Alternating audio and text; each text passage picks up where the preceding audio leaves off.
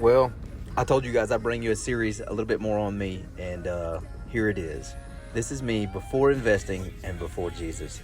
This is what pretty much what every weekend looked like for me for a real long time. Whenever I was in the military, anyways, it was if it wasn't about mud riding, deploying, working out, the Air Force in general, I didn't care about it.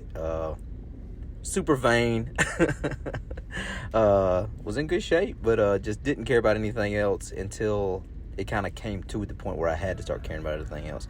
I was always gone. I was always drinking. I was always in a different country, in a different state, in a different city, with fighter jets, going all over.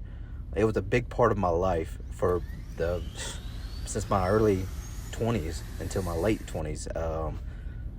Enjoyed it, loved it to death. But one thing that kept reappearing was that I was probably going to end up losing my family. And the reason I say that is because I looked at all the senior leadership I had in my unit, and they all had one common thing, becoming an E89. They all had a divorce, man. And I lived this lifestyle for a long time.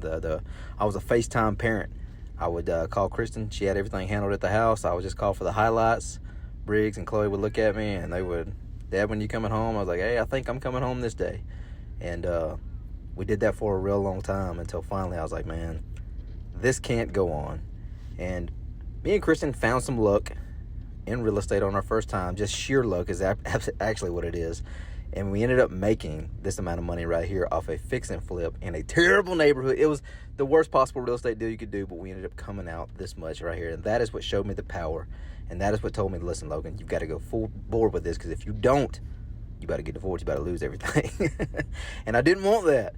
And that's what led me to this right here in part two. We'll get into this. This is where we bought Pine View, our first trailer park.